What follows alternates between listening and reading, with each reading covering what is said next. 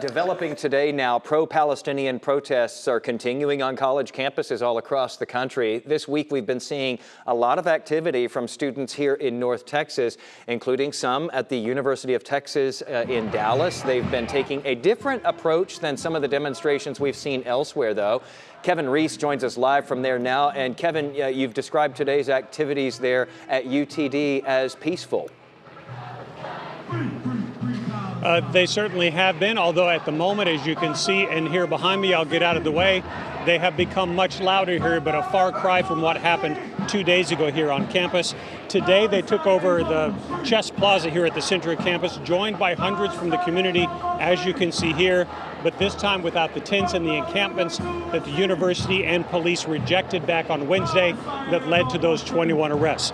But let's show you the other video from earlier today, which was much more quiet, much more peaceful, as they rolled out a massive blue tarp to serve as a prayer mat. That's how they began this protest today.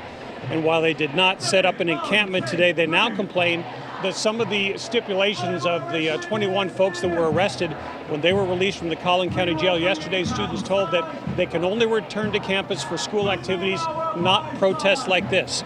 But what they made clear at this gathering today of students and people from the community is that they do plan for these protests to continue. Let's listen in.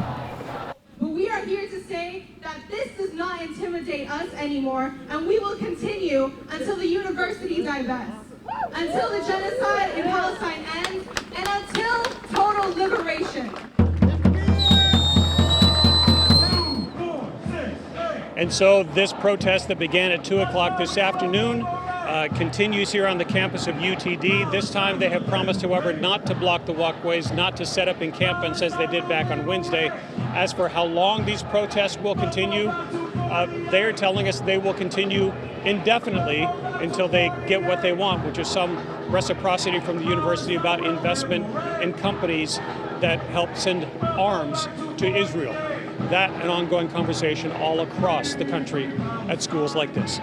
At UTD, I'm Kevin Reese. Jason, back to you. All right, Kevin, thank you for the update there from Richardson today. Outside of North Texas, police and protesters clashed at Portland State University overnight. Police say at least 30 people there were arrested.